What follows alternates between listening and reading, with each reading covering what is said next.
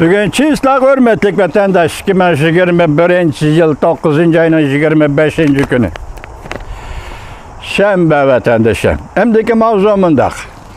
Amerika Qo'shma Shtatlari Avam palatasi davlat mudofaasiga huquq berish qonun loyihasi ma'qullab, Jungoning kishilik huquq masalasini chetga elib, tilga elib, masalasini hujjatga elib, tilga elib kechiringlar.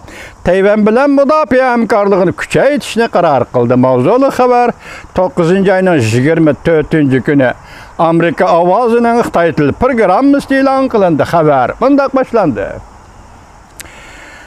Kapital Xiyol Amerika Qo'shma Shtatlar Davlat Majlisi Avam palatasi haftaning 4-kuni 9 ayning 23-kuni 2022 yillik moliya yili davlat mudofaasiga huquq berish qonun loyihasi ma'qulladi. Bu qonun loyihasida 5 burjaklik binoni yetarli rasxod bilan ta'minlab, Amerika armiyasini harbiy texnika jihatda yuqori o'ringa erishtirishni va butun yer shari bo'yicha Jungo bilan qarama-qarshilashishni maqsad qildi.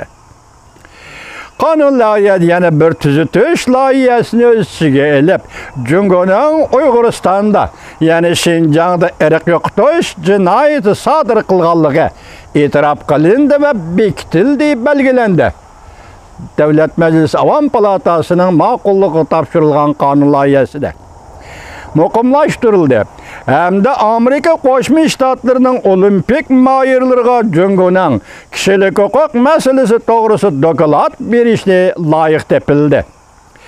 Amerika Qo'shma Shtatlar Davlat Mahkamasi Avam palatasi haftaning 4-kuni kashda 476 bilan qo'shilgan o'zgartirilgan qonun loyihasini muhokama qilgandan keyin 316 biletning qo'llashi va 113 biletning qarishi turishi orqasida 2022 yili yangi moliya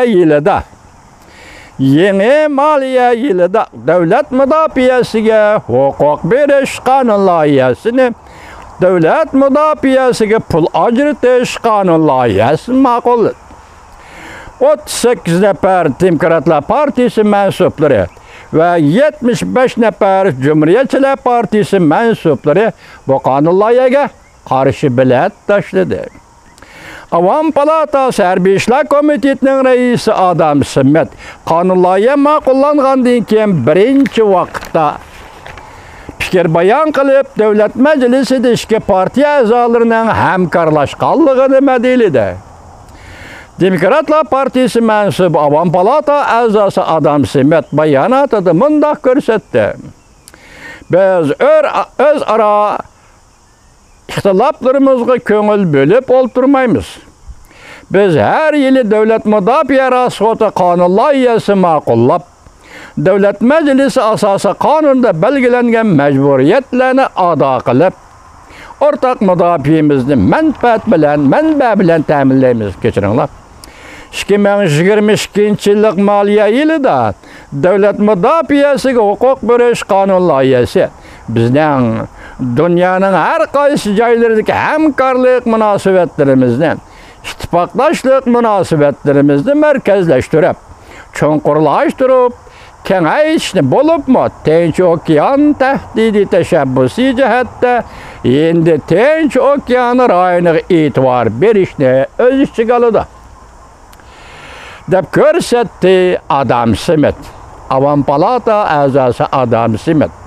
Avam palata nusxasidagi 2022 yillik davlat mudofaasiga huquq berish qonun loyihasida yangi moliya yilida huquq berish bo'yicha 5 burjaklik binoni 778 milliard dollar ham chot bilan ta'minlaydi. Prezident Joe Biden ma'muriy doiralar o'tirib qo'ygan talab bo'yicha 250 milliard dollar qo'shib berildi. 2022 yillik davlat mudofaasiga huquq berish qonun loyihasi Amerika davlat mudofaasi mablag' selish bo'limlarining iqtidorini yuqori ko'tarib, navbati va kelgusida ehtiyojli bo'lgan iqtidor ihtiyaclık bolgan iktidar ve zamanı bilişiş ihtiyacını yukarı götürüp Amerika halkının bexaterligini qoğdaydı. Amerika armiyası.